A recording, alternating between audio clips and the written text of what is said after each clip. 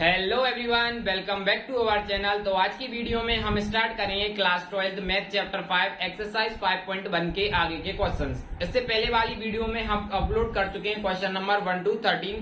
यदि अभी तक आपने क्वेश्चन नंबर 1 to 13 नहीं देखी है तो सबसे पहले जाकर आप क्वेश्चन नंबर 1 to 13 देखें, उसके बाद ही आप आगे के क्वेश्चंस देखें। तो आज से हम स्टार्ट करेंगे क्वेश्चन नंबर 14 से। देखो क्वेश्चन नंबर 14 में क्या बोला गया है, discuss the continuity of a function F where F is defined by. हमारी ये बताना है जो हमारा फंक्शन है, हमको डिस्कस करना है जो हमारा जो फंक्शन है वो कंटिन्यूअस होगा या नहीं होगा, और जो हमारा फंक्शन है कुछ इस तरीके से डिफाइन है। ठीक है, तो सबसे पहले हम इसमें बात करते हैं कि हम केसेस कितने बना सकते हैं, क्योंकि हमारे उसी तरीके से हम इसको सॉल्व करें। तो सबसे पहले केस की बात करते हैं जो हमारा 0 is less then x and x is less then 1। तो पहला तो ये केस बन जाए जो हमारा 0 है वो लेस देन हो किससे, एक्स से, और एक्स लेस देन हो 1 से। देखो बच्चों, इसमें हमारे लिए कुछ इस तरीके से वर्क करना पड़ता है जिसकी हमारी यहाँ पे वैल्यू है एक्स की, क्या जिसकी हमारी, देखो इसलिए हमने ये तीन तरीके, इसको आप इस तरीके से सोच रहे हो कि हमने इसको इस तरीके से क्यों नहीं लिख दिया, ये इस तरीके से हमने एक अलग केस क्यों नहीं बना, इस तरीके से अलग केस क्यों नहीं बना दी। तो इसका मतलब हो जाएगा जो हमारा जितनी भी वैल्यू होंगी,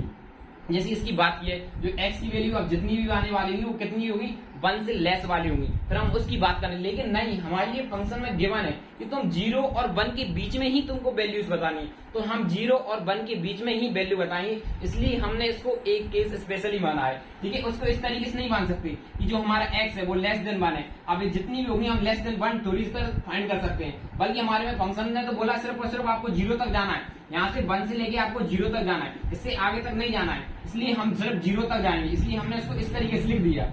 ठीक है, अब देखो नेक्स्ट केस हमारा क्या बन सकता है, दूसरे केस की बात करेंगे। एक्स जो दूसरे केस में क्या दिया, 1 इज लेस देन एक्स और जो हमारी एक्स इज लेस देन 3। ठीक है, तो दूसरा केस तो हमारा ये बन जाएगा, क्या बन जाएगा, 1 is less then x, x is less then 3। ठीक है, दूसरा केस हमारा बच गया। अब हम बात करते हैं तीसरे केस की। तीसरे केस में हमारे लिए क्या बोला गया, जो हमारी x is less 3 is less then x और जो हमारी एक्स इज लेस देन 10, तो 3 is less then x, x is less than 10। ठीक है, अब हम चौथे केस की बात करते हैं। यहीं से आपको सबसे पहले हम देखेंगे हमारा फंक्शन कहां पर ब्रेक हो रहा है।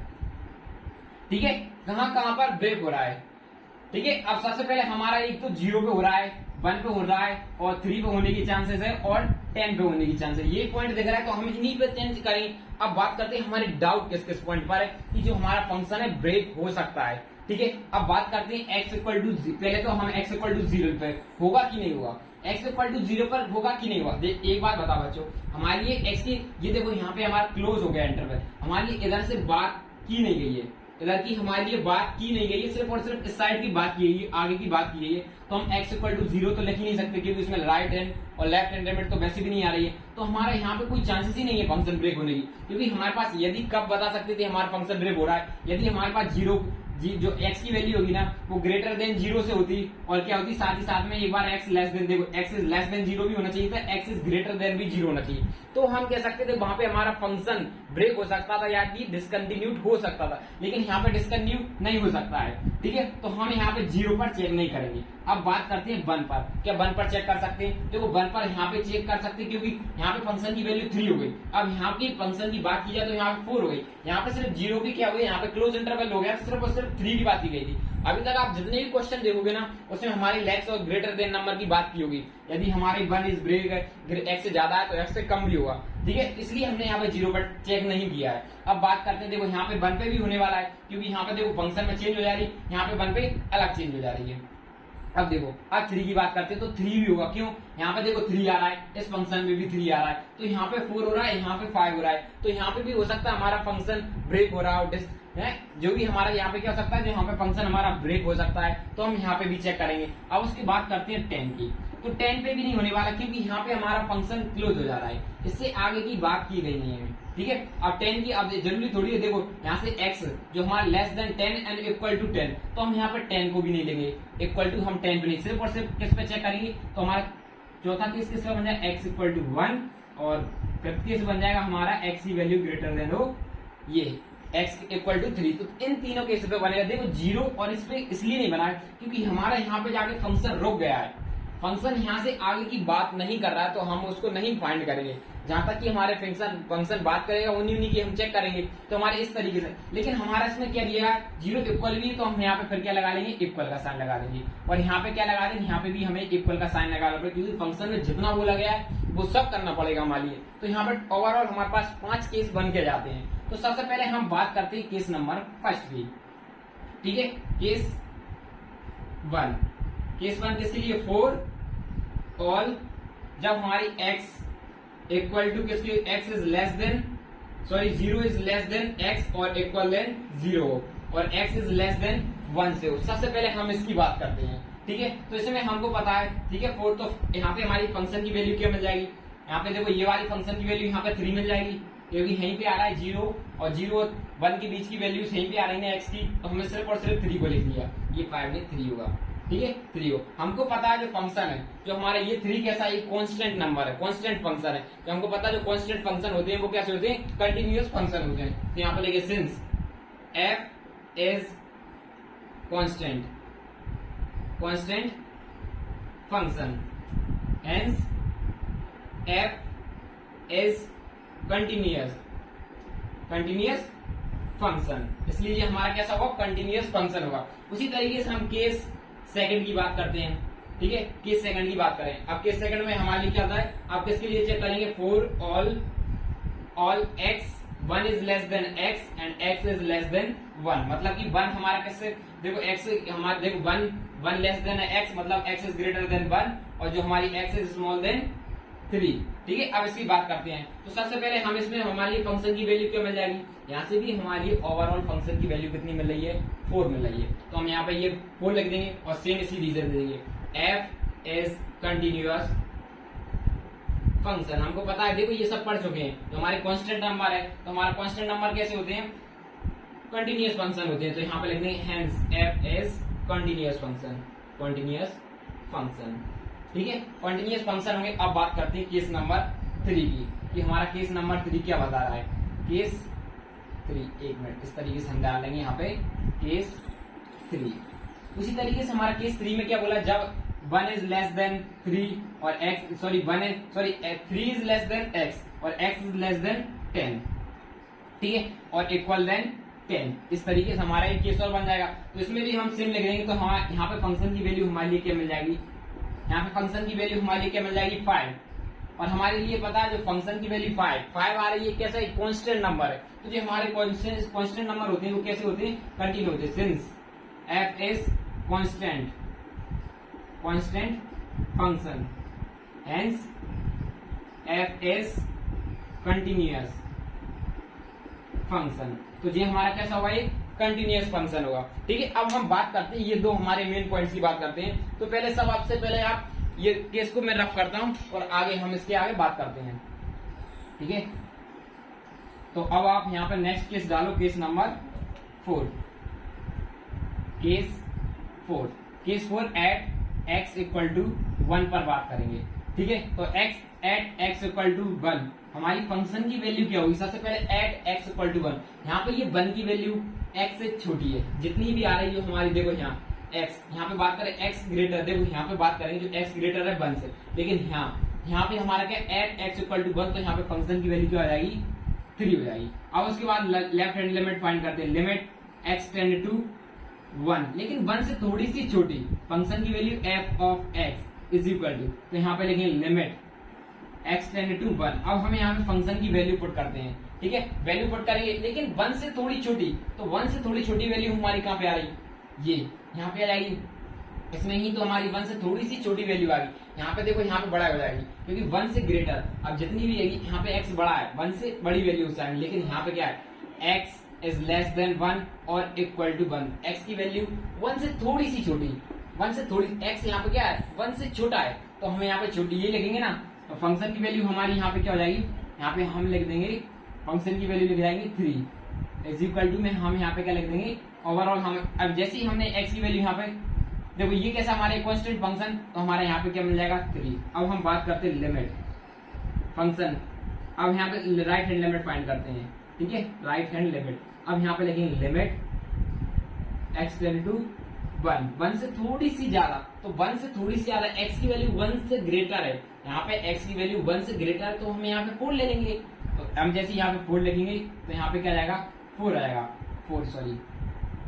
इसका मतलब क्या है, हमारी लिमिट ही एग्जिस्ट नहीं कर रही, लिमिट ही एग्जिस्ट नहीं कर रही, तो हमारा फंक्शन कैसे होगा, कंटिन्यूअस नहीं होगा। तो यहाँ पे लिख देंगे limit x tend to left hand limit is equal to, हम यहाँ पे लिखेंगे राइट हैंड लिमिट, ठीक है।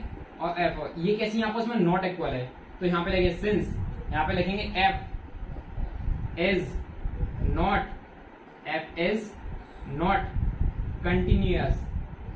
Continuous at x equal to 1। तो यहाँ पे एट x इक्वल टू 1 पे हमारा फंक्शन कैसा होगा, कंटिन्यूअस नहीं होगा। क्यों कंटिन्यूअस नहीं होगा, क्योंकि यहाँ पे हमारी लेफ्ट हैंड लिमिट और राइट हैंड लिमिट आपस में इक्वल नहीं आ रही। तो सबसे पहले आप इसको नोट करो, मैं थोड़ा सा इसको रफ करता हूँ और हम पॉइंट नंबर 5 सॉरी ये केस था हमारा 4, फिर हम बात करते हैं केस नंबर 5 की, ठीक है। अब हम बात करते हैं केस नंबर 5 की। तो देखो अब यहाँ पे आप डालो केस नंबर 5, ठीक है।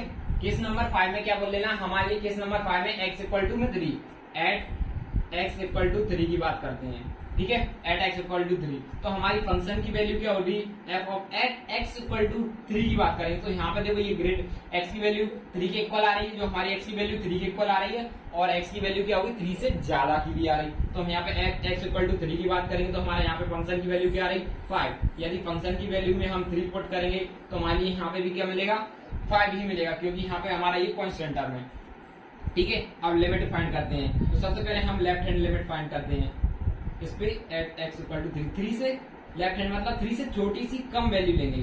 तो जैसे ही हम यहाँ पे 3 से कोई सी भी छोटी कम वैल्यू, 3 से छोटी सी कम, यहाँ पे क्या आ रही है x की वैल्यू 3 से ज्यादा आ रही है, लेकिन यहाँ x की वैल्यू जो हमारा x है ना वो लेस देन 3 से है। तो हम ये वाला केस यूज कर सकते हैं ये, क्योंकि यहाँ पे x 3 से कम है x 3 से कम मतलब थोड़ा सी भी कम हो सकता है, तो हम यहाँ पे क्या लिख सकते हैं 4 लिख सकते हैं, और लिमिट 3 से थोड़ी सी कम, तो ओवरऑल यहाँ पे हमारा क्या आएगा 4 आ रहा है। तो देखो फंक्शन की वैल्यू और लिमिट की वैल्यू भी हमारी, फिर भी हम यहाँ पे राइट हैंड लिमिट और निकालते हैं कि हमारी लिमिट एग्जिस्ट कर रही है कि नहीं कर रही है।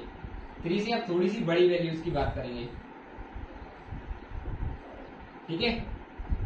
अब यहाँ पे इस तरीके से हम लिख लिया। अब 3 से थोड़ी बड़ी वैल्यू, x की वैल्यू यहाँ से 3 से बड़ी है और इक्वल भी है, तो थोड़ी सी बड़ी हो या ज्यादा हो, लेकिन वो कहाँ तक है 10 तक है, तो देखो बड़ी तो है, तो हम यहाँ पे क्या लिख सकते हैं 3। तो इसका मतलब क्या है, जो हमारी left hand limit not equal to right hand limit, तो इसका मतलब हुआ so function f is not continuous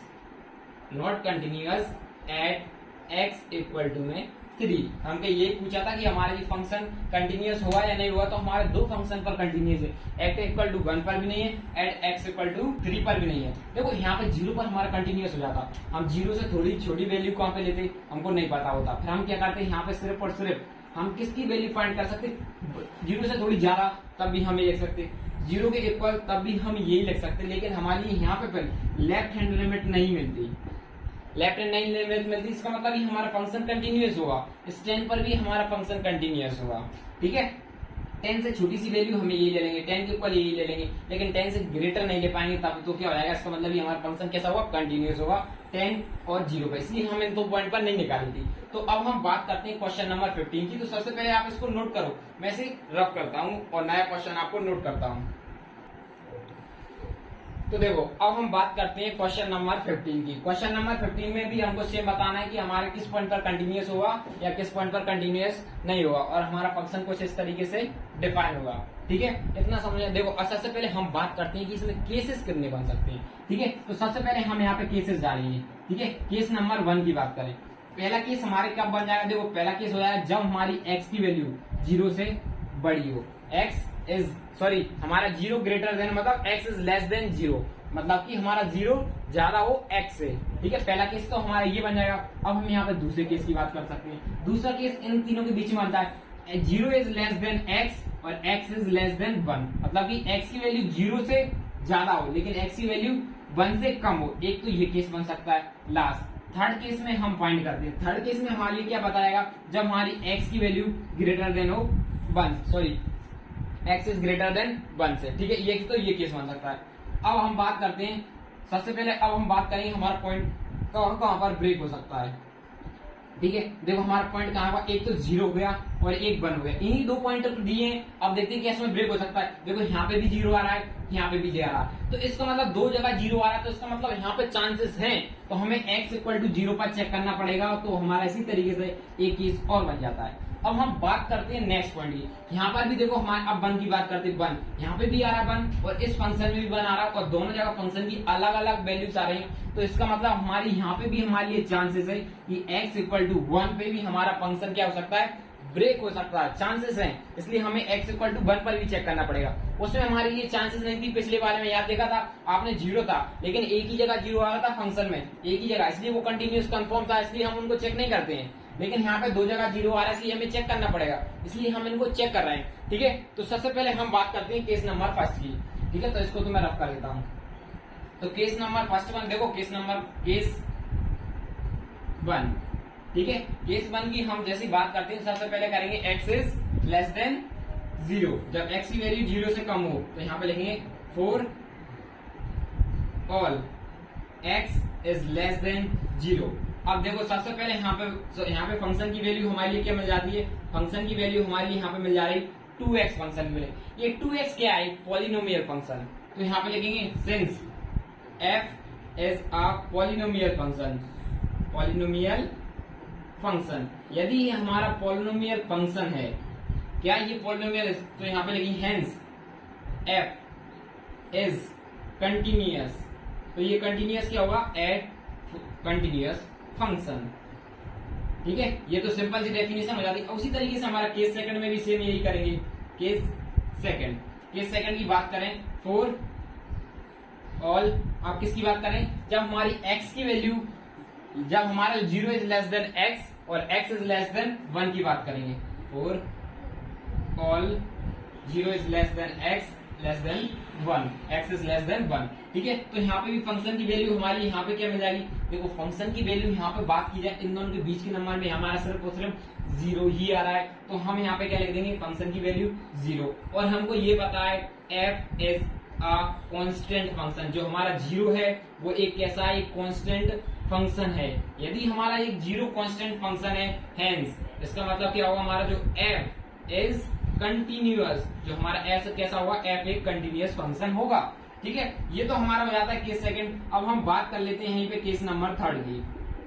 case number 3 में क्या होगा, केस नंबर 3 में बात की x is greater than, x की वैल्यू ग्रेटर देन 1 है, तो यहाँ पे लिखेंगे फॉर, अब जितनी वैल्यू हमारी for all x is greater than 1। तो यहाँ पे भी क्या होगा, यहाँ पे क्या मिल रहा है, हमारी ये 4x मिल रहा है, तो फंक्शन की वैल्यू हमारी यहाँ पे कितनी आ रही है, 4x आ जा रही है। जब हम x इज ग्रेटर देन 1 कर रहे हैं, देखो यहीं पे आ रहा है ग्रेटर देन, यहाँ पे क्या दी, x इज लेस देन 1, यहाँ पे 1 ग्रेटर देन 1, ज्यादा पहुंच गए तो हमें यहाँ पे क्या लिखना पड़ेगा, x के 4x लिख दिया। ठीक है, अब आगे बात करते हैं। सबसे पहले हम क्या करेंगे, यहाँ इसका मतलब 4x क्या है, एक पॉलिनोमियल फंक्शन है, तो यहाँ पे लिख देंगे f इज अ पॉलिनोमियल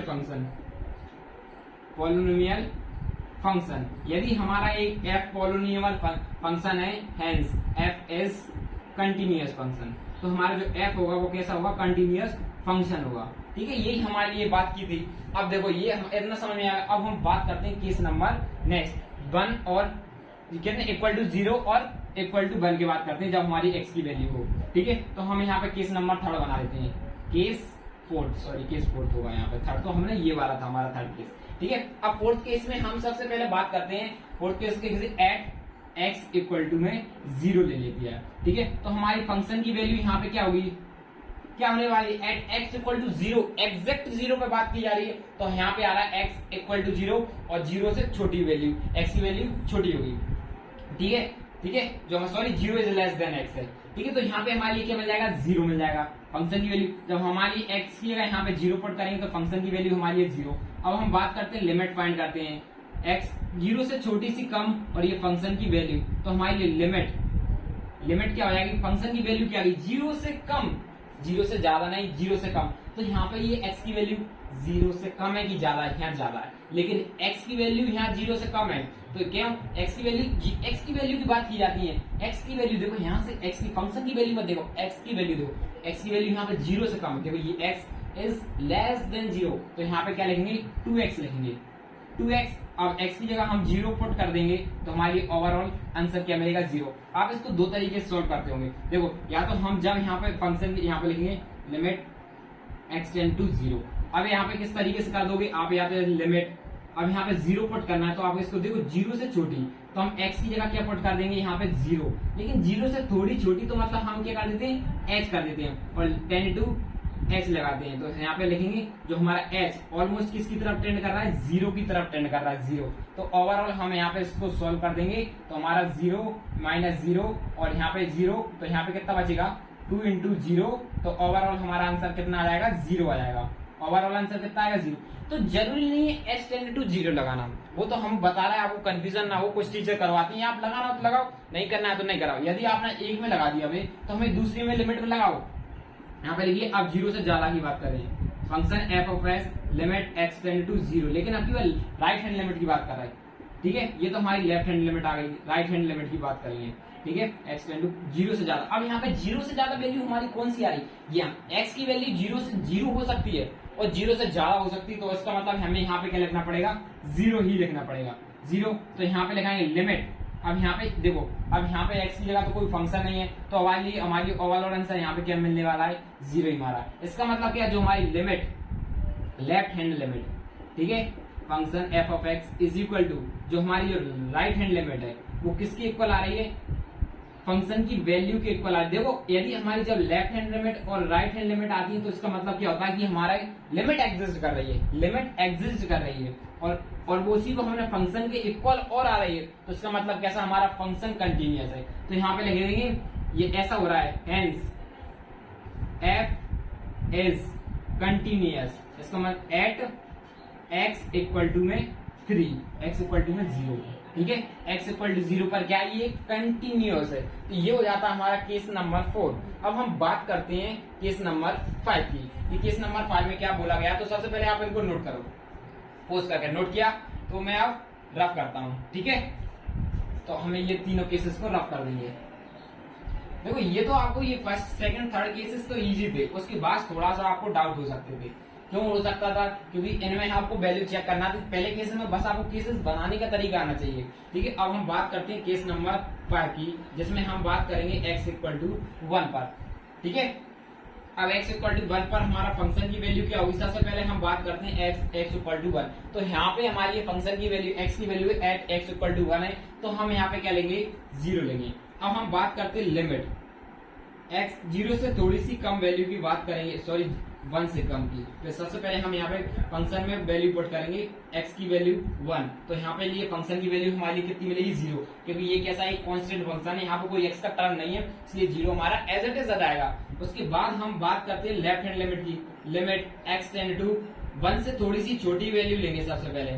ठीक है, तो हमारी यहाँ पे लिमिट क्या मिलेगी, लिमिट की वैल्यू की बात करें तो यहाँ पे देखो यहाँ पे फंक्शन की वैल्यू 1 से थोड़ी सी कम, यहाँ पे क्या ग्रेटर है x।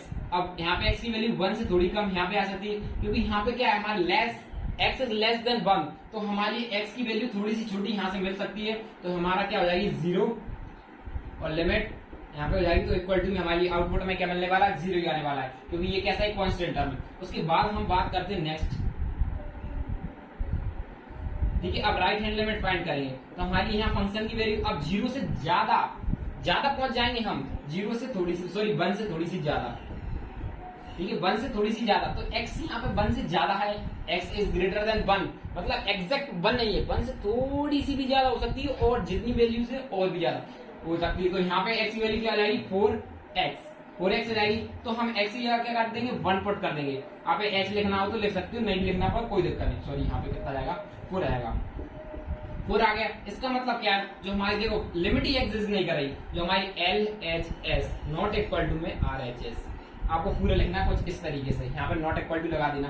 यदि ऐसा ये इक्वल नहीं आ रही है, इसका मतलब क्या है, तो यहाँ पे लिख देंगे hence f is not continuous at x equal to 1 पे। ठीक है, यही हमारे लिए बात करना थी। तो अब हम बात करते हैं इसके क्वेश्चन नंबर 16 की। यही था हमारा क्वेश्चन नंबर 15। इसमें टोटल 5 केसेस बने थे। अब हम नेक्स्ट क्वेश्चन की बात करते हैं कि उसमें कितने केसेस बनते हैं। नोट करो, मैं इसे रफ करता हूं।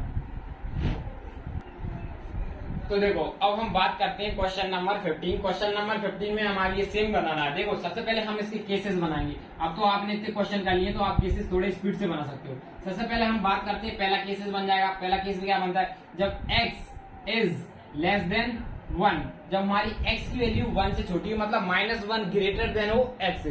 पहला केस ये हो जाएगा। अभी हम इक्वल के सामने लगाएंगे, ठीक है। अभी दूसरा केस की बात करते हैं। दूसरा केस बन सकता है जब हमारा -1 is less then x and x is less then 1। ये 1 है, ठीक है, ये हमारा 1 है, -1 है, ये इक्वल का साइन है यहाँ पे।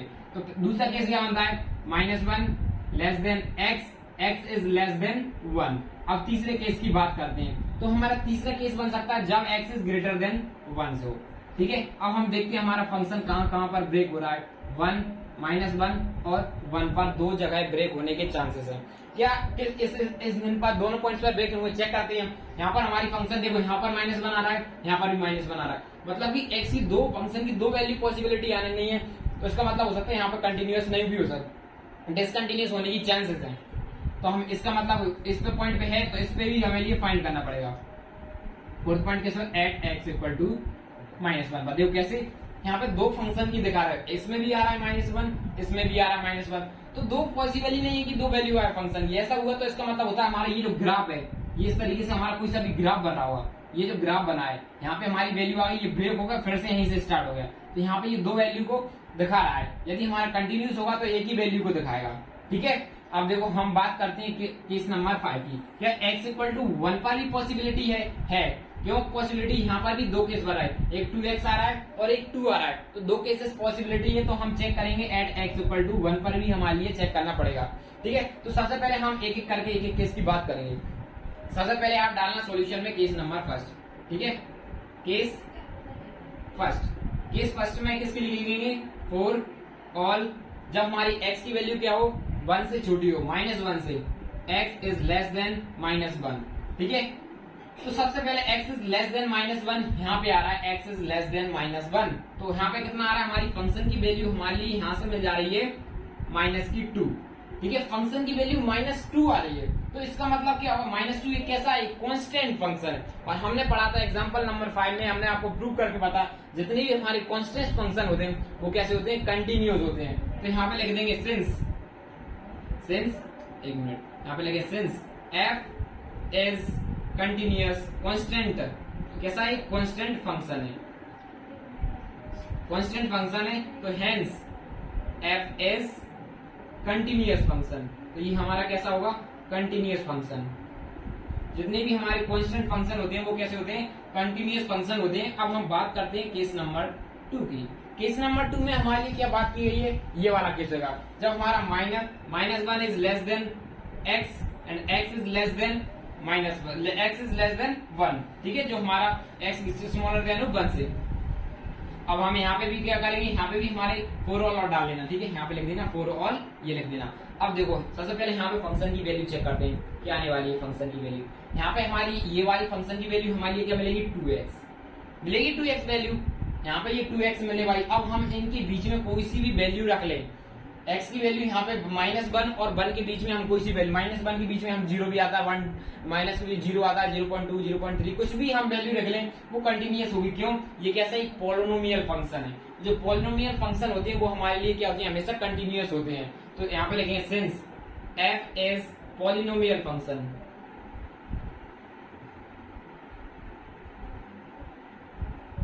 Polynomial function. तो यहाँ पे लिखेंगे hence f is continuous at x equal to किस पर हुआ, at x, sorry f is continuous function, यहाँ फंक्शन डालेना, ठीक है। कंटिन्यूअस फंक्शन होगा फॉर ऑल इन दोनों के बीच की वैल्यूज में, 1 और -1 की वैल्यू। अब हम बात कर लेते हैं यहीं पे केस नंबर 3 की, कि हमारा केस नंबर 3 में क्या बोला गया है, ठीक है। केस नंबर 3 में क्या बोला है, जब x ग्रेटर देन हो 1 से। तो यहाँ पे अब जितनी भी हम वैल्यू फाइंड करेंगे x की ग्रेटर देन 1 के लिए, for all x greater than x greater than 1 की है, तो हम x इज ग्रेटर देन 1 निकाले। और x इज ग्रेटर देन पे हमारे लिए फंक्शन की वैल्यू क्या दी गई है, यहाँ पर फंक्शन की वैल्यू हमारे लिए दी गई है 2, तो हम यहाँ पे इसको 2 लिख देंगे, ठीक है। अब आगे बात करते हैं, अब यहाँ पे लिखेंगे f, और जो हमारा f is a constant function, ये हमारा कैसा एक कांस्टेंट फंक्शन है। ये जो फंक्शन है एफ कैसा एक कांस्टेंट फंक्शन है, तो इसका मतलब क्या होगा, हेंस जो हमारा एफ ऑफ एक्स होगा इज कंटिन्यूअस फंक्शन होगा, फंक्शन। ठीक है, ये समझ में आया। अब हम बात करते हैं केस नंबर 4 और केस नंबर 5 की, जो कि आपको इम्पोर्टेंट है। तो सबसे पहले हम इनको मैं रफ कर देता हूँ। यहाँ पे हम अपना -1 और 1 का निकालेंगे। ठीक है, तो अब देखो, अब हम यहाँ पे डालते हैं केस नंबर 4। ठीक है, केस नंबर 4 में क्या बताया गया है, एट एक्स इक्वल टू -1 की बात करना है। ठीक है, केस नंबर 4 में एक्स इक्वल टू -1। तो सबसे पहले at x equal to fix -1 इसमें आ रहा है। एक्स की वैल्यू -1 से छोटी भी है और साथ ही साथ में क्या इक्वल भी है। यदि इक्वल है तो हम फंक्शन की वैल्यू क्या लिख सकते हैं, F of x is equal to में -2 लिख सकते हैं, -2। अब यहाँ पे फंक्शन की वैल्यू पुट करेंगे, एक्स की -1 पुट करेंगे तो तब भी हमारे लिए क्या आएगा 2, क्योंकि यहाँ पे और कोई हमारे लिए एक्स मैक्स की वैल्यू कुछ भी नहीं के बारे। अब उसके बाद बात करते हैं लिमिट्स निकालते हैं। सबसे पहले हम लिमिट निकालते हैं, लेफ्ट हैंड लिमिट -1 से थोड़ी सी छोटी, -1 से भी थोड़ी सी छोटी। यहाँ पे जो हमारा -1 है इससे भी थोड़ी सी छोटी वैल्यू की बात कर रहा है, तो यहाँ पे फंक्शन की वैल्यू क्या आएगी। ठीक है, तो यहाँ पे लिखेंगे लिमिट फंक्शन की वैल्यू एफ। सबसे पहले तो हम यहाँ पे फंक्शन की वैल्यू पुट करेंगे, लिमिट 1 से थोड़ी सी छोटी क्या वैल्यू, 1 से भी छोटी सी वैल्यू, एक्स की 1 से छोटी वैल्यू यहाँ पे आ रही। एक्स 1 से छोटा है, अब 1 से छोटा है वो थोड़ा सा भी छोटा हो सकता है और ज्यादा भी छोटा हो सकता है, लेकिन हमारी यहाँ पे एक्स स्मॉल दिखाई दे रहा है 1 से, तो हम यहाँ पे लिख देंगे -2। तो यहाँ पे तो ये कांस्टेंट टर्म है, तो ये ऐसे चल जाएगा, एक्स की कोई वैल्यू नहीं है, इसलिए हमें कुछ भी करने की जरूरत नहीं है। ठीक है, तो अब हम नेक्स्ट आगे बात करते हैं केस राइट हैंड लिमिट निकालते हैं, राइट हैंड लिमिट, और ये फंक्शन की value as it is right hand limit में लिख देंगे फंक्शन। ठीक है, राइट हैंड लिमिट निकालते हैं। अब देखो यहाँ पे जैसे हमने राइट हैंड 1 से थोड़ी सी ज्यादा, यहाँ 1 से थोड़ी सी ज्यादा क्या रही, एग्जैक्ट 2। देखो ये यहाँ पे ये सिर्फ और सिर्फ बीच की वैल्यू की बात कर रही हमारी, बोले अब एक्स की वैल्यू 1 से थोड़ी सी ज्यादा और भी हो सकती है, थोड़ी सी भी ज्यादा हो सकती है, तो यहाँ पे हमारे लिए क्या मिल रहा है, एग्जैक्ट 2 लेना पड़ेगा। इस केस की बात करें सिर्फ और सिर्फ हम एग्जैक्ट 1 से थोड़ी सी कम ले सकते। एक्स क्या होगी, 1 से छोटी होगी और -1 के बीच में होगी, तो हम इसको नहीं ले सकते। यहाँ पे बात की गई है एक्स की वैल्यू 1 से ज्यादा, तो 1 से ज्यादा इस केस में आ रही है, एक्स इज ग्रेटर देन 1। अब वो 1 से थोड़ी ज्यादा, एग्जैक्ट 1 की बात नहीं, एग्जैक्ट 1 की बात करें तो हम यहाँ पे -2 लिख देते। 1 से थोड़ी ज्यादा भी हो सकती है, ग्रेटर देन है, वो थोड़ा भी हो सकती है या ज्यादा भी हो सकती है, तो यहाँ पे हमारे लिए ओवरऑल क्या मिल जाएगी, +2 मिल जाएगी। यहाँ पे -2 मिल रही है, उधर +2 आ रही है, इसका मतलब जो हमारी लिमिट है, limit LHS not equal to में RHS, जो हमारी लेफ्ट हैंड लिमिट और राइट हैंड लिमिट नहीं आ रही, सो F यहाँ पे लिख देंगे hence F function f of x is not continuous at x equal to में किस पर है, -1। ठीक है, ये हो जाता है हमारा केस नंबर 4। अब हम बात करते हैं केस नंबर 5 की। तो सबसे पहले आप इसको नोट करो, मैं रफ करता हूं ये दोनों केसेस। तो ठीक है, मैं इसको यहां से ये रफ करता हूं। तो देखो, अब हम यहाँ पे डालते हैं केस नंबर, देखो अब आप यहाँ पे डालो केस नंबर 5। केस नंबर 5 में करेंगे एट x इक्वल टू 1 पर बात करेंगे। ठीक है, हम एट x इक्वल टू 1 पर बात करेंगे। अभी तो देखो यहाँ पे देखो एट x इक्वल टू 1 नहीं होना चाहिए, यहाँ पे -1 होना चाहिए था। -1 से थोड़ी सी ज्यादा वैल्यू लेना थी, तो इसका मतलब यहाँ पे हमारे लिए इतना रफ करना पड़ेगा।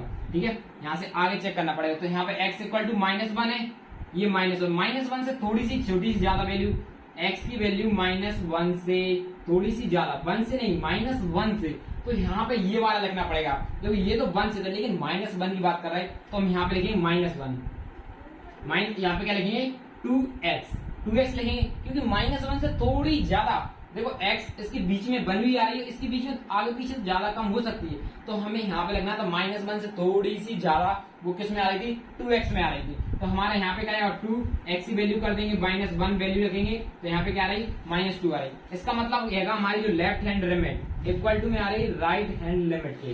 ठीक है, नॉट इक्वल टू में नहीं आएगी, इक्वल में आएगी। तो यहाँ पे लिखेंगे function f of x is continuous at x equal to -1 पर कंटिन्यूअस होगा। अब हम बात करते हैं 1 की। अब बात करेंगे 1 की। देखो यहाँ पे थोड़ी सी मिस्टेक हो गई थी, हमने यहाँ पे पॉजिटिव 1 लिख दिया था, यहाँ पे -1 था।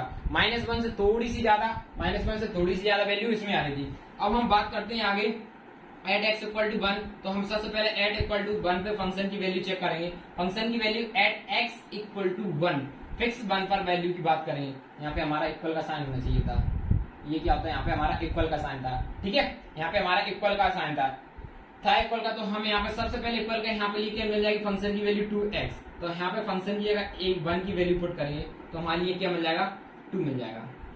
ठीक है, अब आगे बात करते हैं लिमिट की बात करते हैं। लिमिट 1 से थोड़ी सी कम, अब 1 से थोड़ी सी कम लेंगे वैल्यू। 1 से थोड़ी सी वैल्यू हमारी कम यहाँ पे क्या आ सकती है, 1 से थोड़ी कम की वैल्यू बात करें।